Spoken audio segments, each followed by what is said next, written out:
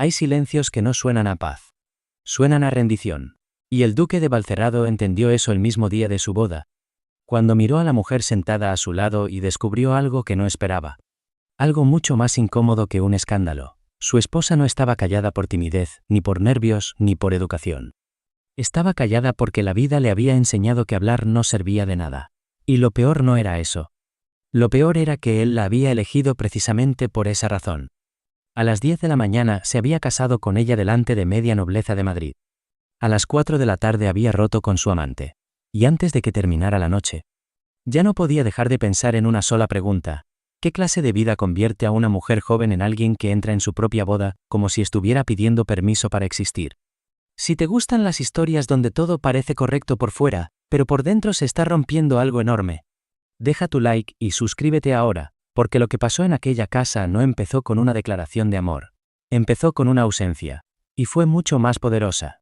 Cuando Álvaro de Valcerrado, sexto duque de Valcerrado, pidió la mano de Beatriz Salvatierra, no lo hizo por amor. Ni siquiera fingió ante sí mismo que hubiera otra razón. Lo hizo por tierras, por agua y por conveniencia. El padre de Beatriz, don Gonzalo Salvatierra, tenía unas fincas en Valladolid que tocaban por el sur con las de Valcerrado. Eran miles de hectáreas buenas, con un río atravesando parte del terreno. Justo lo que Álvaro necesitaba para un proyecto de regadío y drenaje que llevaba años queriendo sacar adelante.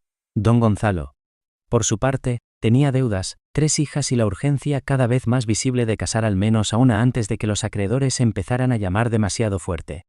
Beatriz era la mayor. Tenía 23 años. No era la clase de mujer que hacía girar cabezas al entrar en un salón. Pero tampoco se la podía llamar gris. El problema era otro. Se movía por el mundo con una discreción tan perfecta que casi parecía que hubiera aprendido a apartarse del aire para no molestar. No hablaba de más. No discutía. No pedía. No exigía. No destacaba. Y Álvaro, que creía saber exactamente cómo quería su vida, vio en eso una ventaja. Quería una duquesa ordenada, educada, capaz de llevar la casa sin crear conflictos. Quería una esposa que supiera recibir, administrar, cumplir y no invadir el resto. Quería seguir con su trabajo en las cortes, con sus fincas, con sus cuentas, con sus hábitos, con sus horarios, con su libertad. Quería, en pocas palabras, que el matrimonio encajara en su vida como una puerta bien colocada, sin cambiar el plano entero de la casa. Y en ese plano ya había otra mujer. Se llamaba Leonor de Santillán, viuda desde hacía 4 años, elegante, aguda, segura de sí misma. Tenía una casa en el barrio de Salamanca, una inteligencia que podía dejar en ridículo a hombres muy serios y una relación con Álvaro que llevaba ya 18 meses. En Madrid se sabía. No se comentaba en voz alta, pero se sabía. Como se saben esas cosas en ciertos círculos, por el tono de algunas sonrisas, por las visitas a ciertas horas, por la costumbre con la que 2 personas se miran cuando ya no temen ser adivinadas. Álvaro nunca se había detenido a pensar si Beatriz conocía aquella historia. Para ser exactos, apenas se había detenido a pensar en Beatriz. Había pensado en su apellido, en sus tierras, en el acuerdo con su padre, en los documentos, en el futuro de la finca. Había recordado incluso la frase exacta que ella pronunció cuando él fue a pedirla: si mi padre lo considera conveniente, no pondré objeciones. En ese momento le había parecido aceptación. Horas después empezó a entender que quizá había sido algo mucho más triste.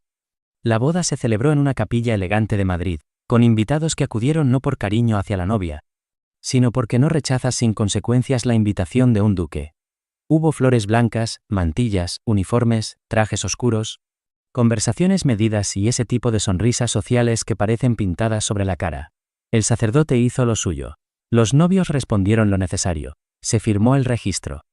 Sonaron felicitaciones. La mañana de primavera estaba limpia y bonita, como si el día no tuviera la menor intención de advertir a nadie.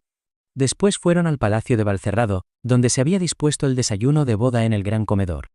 Y allí fue donde empezó todo. No al instante. Ese fue el problema. Álvaro no lo notó enseguida. Se sentó con Beatriz a su derecha, como mandaba la costumbre. Le sirvió vino. Presentó a unos y a otros. Recibió saludos, bromas, cumplidos vacíos, observaciones sobre el enlace, comentarios sobre la temporada social, sobre el gobierno, sobre los campos de trigo, sobre los precios del aceite. Respondió con la soltura de un hombre acostumbrado desde joven a sostener una mesa, dirigir una conversación y salir bien parado en cualquier reunión. No una, ni una. Fue un amigo suyo, El conde de Peñalba, ¿quién se lo hizo ver con esa ligereza torpe de la gente que habla sin mirar demasiado hondo? Tu esposa tiene un aplomo fuera de lo común, dijo inclinándose un poco hacia él. Álvaro giró la cabeza. Y entonces, por primera vez desde la iglesia, la miró de verdad.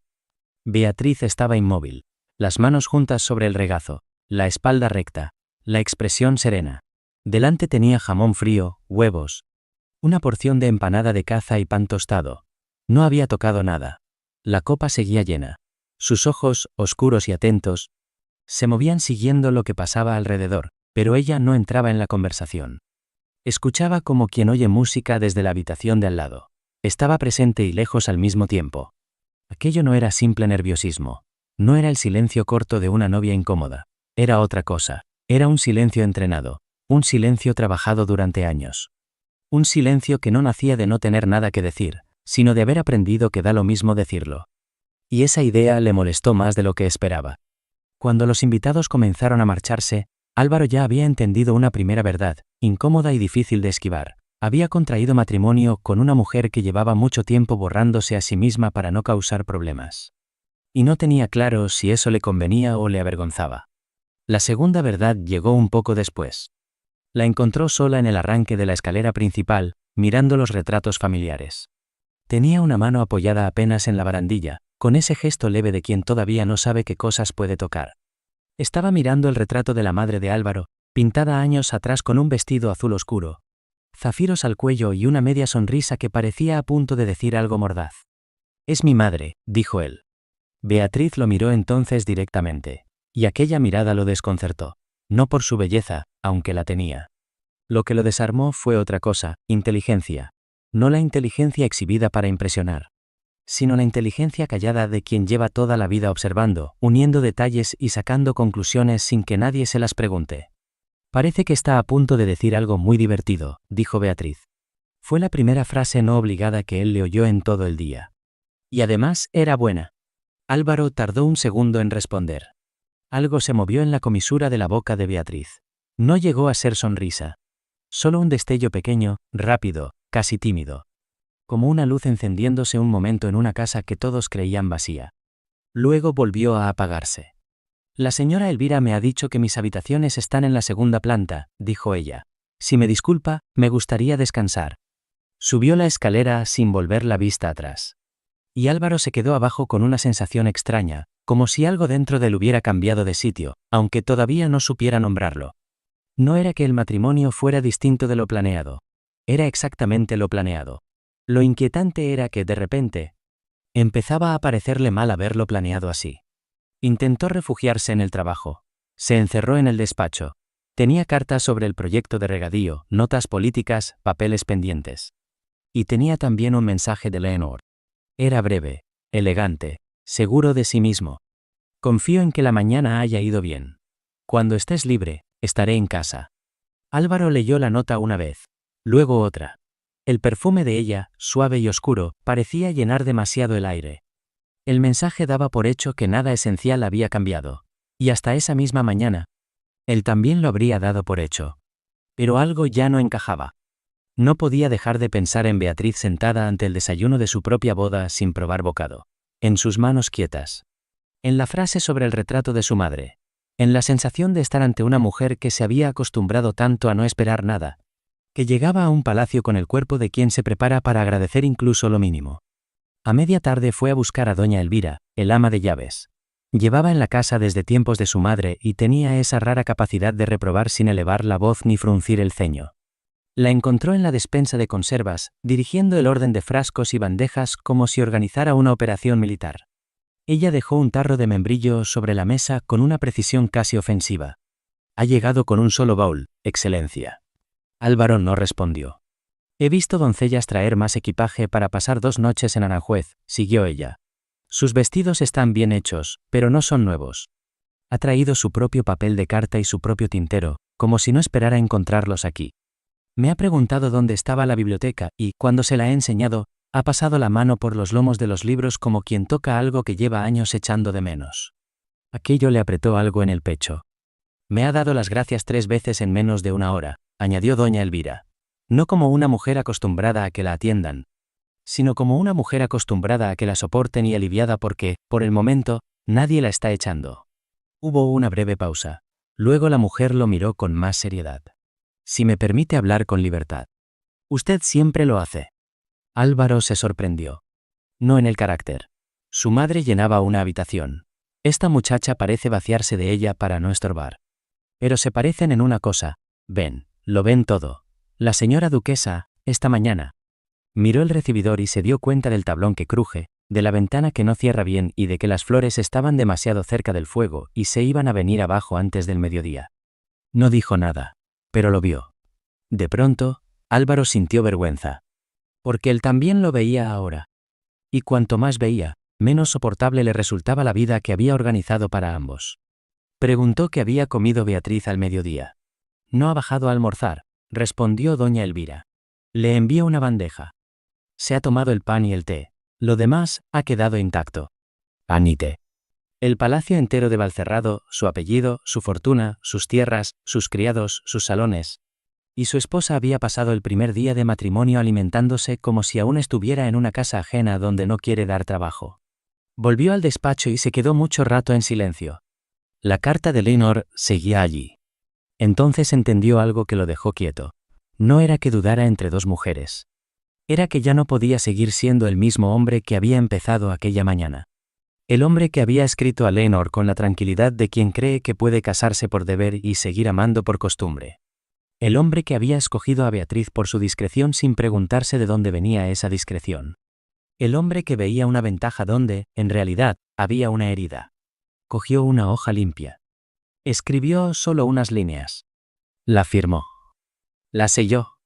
Llamó a un lacayo y le ordenó llevarla a casa de Leonor de Santillán sin esperar respuesta. La carta decía que no volvería a visitarla, que le agradecía el tiempo compartido y que aquello había terminado. Le pedía, además, que no escribiera al palacio. Era una carta seca, breve y definitiva. La envió a las 4:30 de la tarde. Llevaba casado 6 horas. Y sin embargo, lo que iba a hacer después le parecía mucho más difícil. A las 6 llamó a la puerta del salón privado asignado a Beatriz. Tardaron en abrir. El tiempo suficiente para que pensara en marcharse. Luego oyó su voz, suave y sorprendida. Adelante. Ella estaba sentada ante un pequeño escritorio de viaje, no ante el mueble nuevo y completo que la casa le había preparado. Tenía desplegado su propio papel, su propia tinta, su propia pluma. Exactamente como había dicho doña Elvira. Estaba escribiendo una carta. Cuando él entró, se levantó de inmediato con esa rapidez automática de quien teme estar ocupando un sitio que molesta. El gesto lo golpeó más de lo esperado. Por favor, siéntese, dijo él. Es su habitación. Ella obedeció. Lo miró con atención cautelosa. Álvaro respiró hondo. He estado pensando en el desayuno. Beatriz no respondió.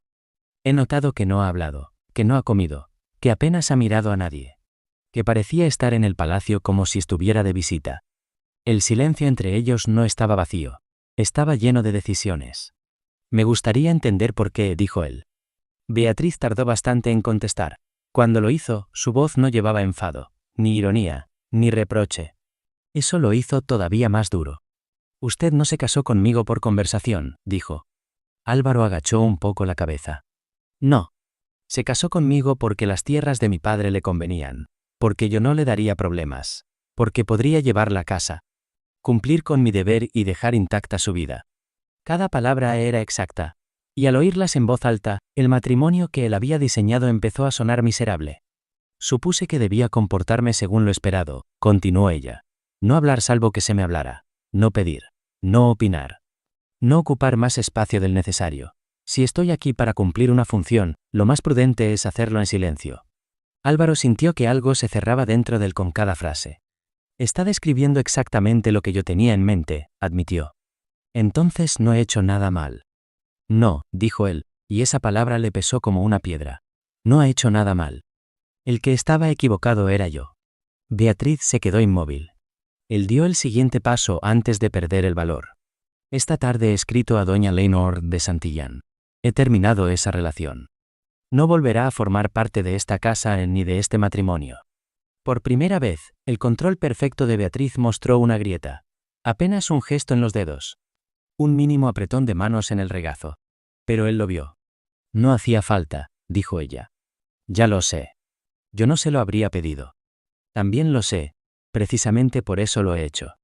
Ella lo miró con intensidad, buscando quizá la trampa, la cortesía momentánea, el arrepentimiento futuro. Él siguió hablando.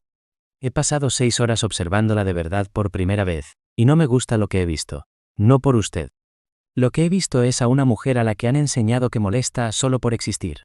Y yo he contribuido a eso. La elegí porque pensé que sería invisible. Y usted ha intentado serlo desde que entró en esta casa. Le estoy pidiendo que deje de hacerlo. Beatriz abrió ligeramente las manos sobre el regazo, como si soltara algo pesado que llevaba encima desde hacía años. No sé cómo se deja de hacer eso, dijo en voz baja. Llevo demasiado tiempo siendo así. Álvaro la sostuvo con la mirada. Entonces tendremos que aprender los dos, respondió. Porque yo también llevo demasiado tiempo siendo de una manera que ya no me parece digna.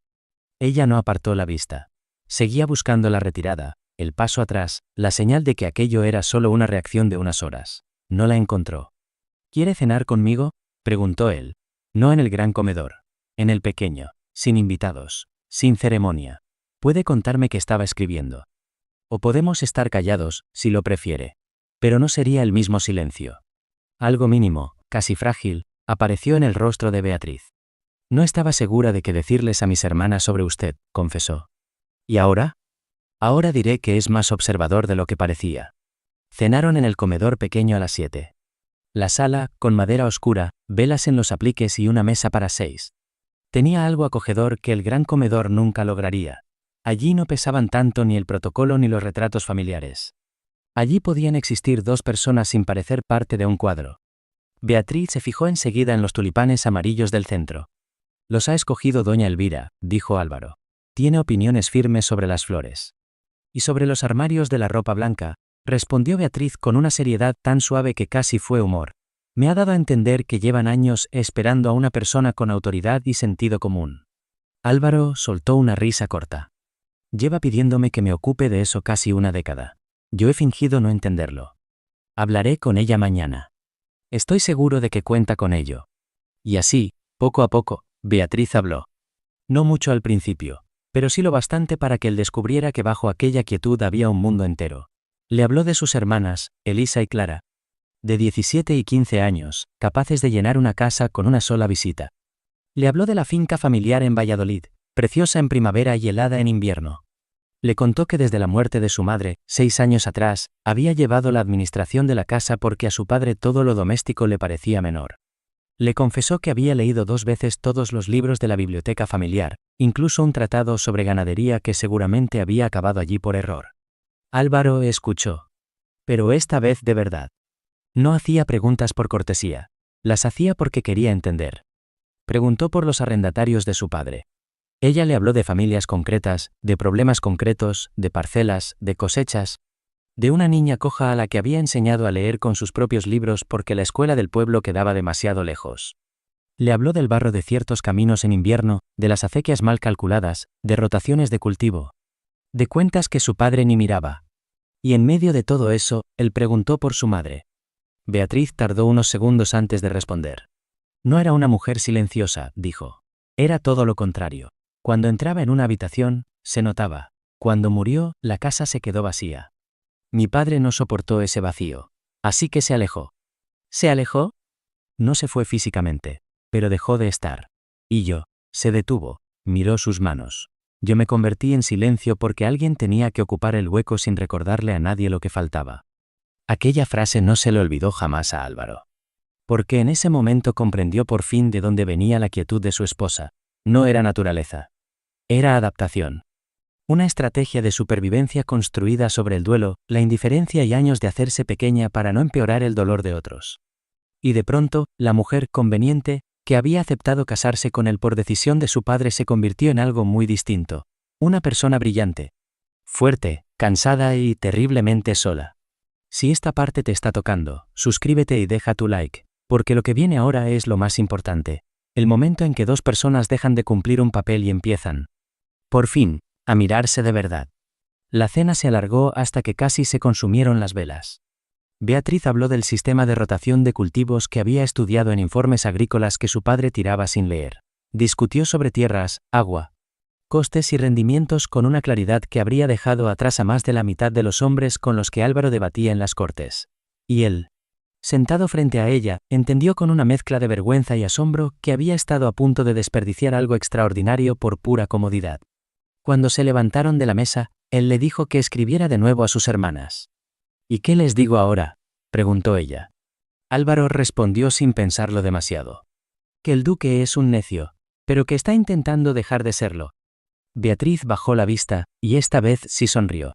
No fue una sonrisa grande, ni segura, ni fácil, pero estaba ahí. Y para Álvaro tuvo la fuerza de una puerta abriéndose. La primavera se convirtió en verano, luego en otoño. Beatriz no revolucionó el palacio con grandes órdenes. No era su estilo. Hizo lo que llevaba años haciendo. Solo que ahora tenía espacio para hacerlo sin esconderse. Escuchó a doña Elvira, al administrador Ortega, a los capataces, a las cocineras, a las mujeres de las familias arrendatarias. Hizo preguntas distintas, se fijó en detalles que otros pasaban por alto, organizó sin ruido, mejoró sin espectáculo. Y poco a poco la casa empezó a cambiar no en apariencia, sino en profundidad. Todo seguía en su sitio, pero mejor pensado, más vivo. Sus hermanas llegaron en junio, cargadas de energía, maletas y alegría. Hablaban alto donde Beatriz hablaba bajo. Reían sin freno. Preguntaban por todo.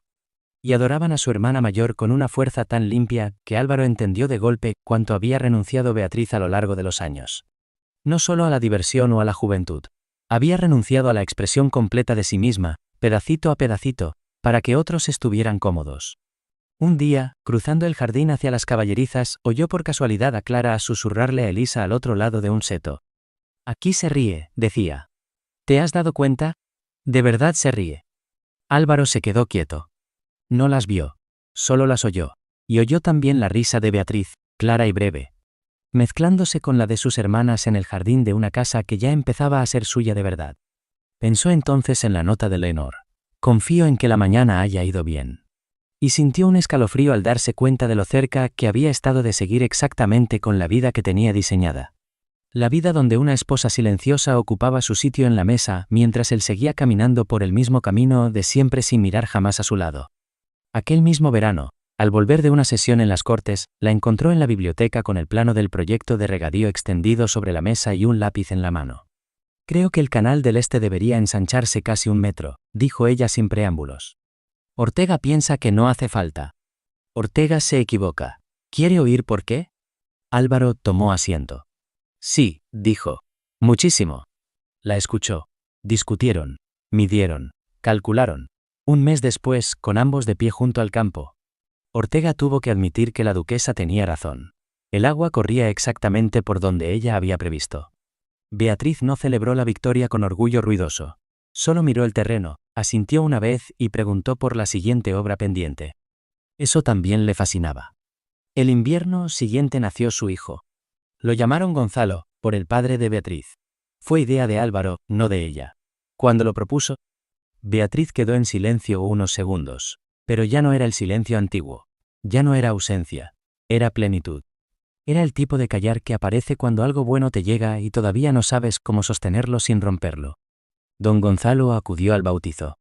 Entró en el palacio, recorrió salones y pasillos y vio a su hija mayor convertida en duquesa, sí, pero no solo eso. La vio presente. Despierta. Escuchada.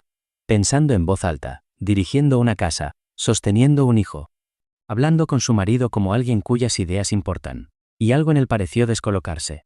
Lo has hecho bien, Vi, le dijo antes de marcharse, usando el diminutivo familiar con una voz que se quebró un poco al final. Beatriz podría haber respondido muchas cosas. Podría haber dicho que no, que lo había hecho a pesar de él. Que la jaula en la que había aprendido a callar la había construido en gran parte su propia casa. Que estaba empezando a vivir tarde por culpa de muchos silencios viejos. No dijo nada de eso. Le sirvió té. Y contestó, la finca va mejor. El nuevo sistema de agua ha aumentado mucho el rendimiento del sur. Y el niño tiene sus ojos. Don Gonzalo permaneció 3 días y se fue sin añadir nada más. Pero a partir de entonces empezó a escribirle cada mes. Cartas torpes al principio, más largas después. Como si él también estuviera aprendiendo, demasiado tarde pero al menos al fin, que su hija mayor tenía voz. Y que valía la pena escucharla. Leonor de Santillán se casó al año siguiente con un vizconde viudo del norte, y se instaló lejos de Madrid. Álvaro se enteró en el club, por boca de un conocido. Asintió, deseó lo mejor para ella y cambió de tema. Leonor pertenecía a una versión de sí mismo que ya no reconocía del todo. La versión del hombre que entró en una capilla creyendo que iba a asegurar un río, unas tierras y una esposa dócil, y descubrió demasiado tarde, y justo a tiempo, que la esposa dócil era la persona más extraordinaria que había tenido delante en su vida. 2 años después de la boda, una tarde de otoño temprano, Álvaro volvió de las Cortes y encontró a Beatriz en el comedor pequeño. El mismo donde habían cenado aquella primera noche. Las velas estaban encendidas. La mesa puesta para 2. El niño dormía arriba. La casa respiraba esa calma honda de los lugares donde la gente vive bien y de verdad. Beatriz estaba junto a la ventana, viendo cómo caía la tarde sobre Madrid. Cuando se giró para mirarlo, él se quedó parado en la puerta. Ya no quedaba nada de aquella novia ausente del desayuno de boda. O mejor dicho, sí quedaba, pero transformado. Seguían estando sus ojos atentos, su inteligencia callada, su forma serena de habitar una habitación. Pero ahora no se borraba. Ahora llenaba el espacio sin imponerse. Ahora estaba. ¿Qué pasa?, preguntó ella. Tú, respondió él. Beatriz arqueó apenas una ceja. Eso no explica demasiado. Álvaro sonrió. ¿Hablas? Ella soltó una risa pequeña. Ahora mismo estoy de pie junto a una ventana. No me refiero a eso. Hablas en el desayuno. Hablas en la cena. Hablas con Ortega, con doña Elvira. Con las esposas de los arrendatarios. Corriges mis argumentos sobre el agua. Le dijiste al marqués de Robledal que su idea sobre el trigo era vaga y mal informada. Escribiste una carta a una sociedad agrícola y la publicaron. Hablas. Beatriz lo miró con calma. Esa calma ya no era defensa. Era confianza. ¿Te has dado cuenta?, dijo. Álvaro cruzó la habitación hasta ella. Me di cuenta el día de nuestra boda, cuando no dijiste nada, y desde entonces no he dejado de fijarme en todo lo que tiene que ver contigo.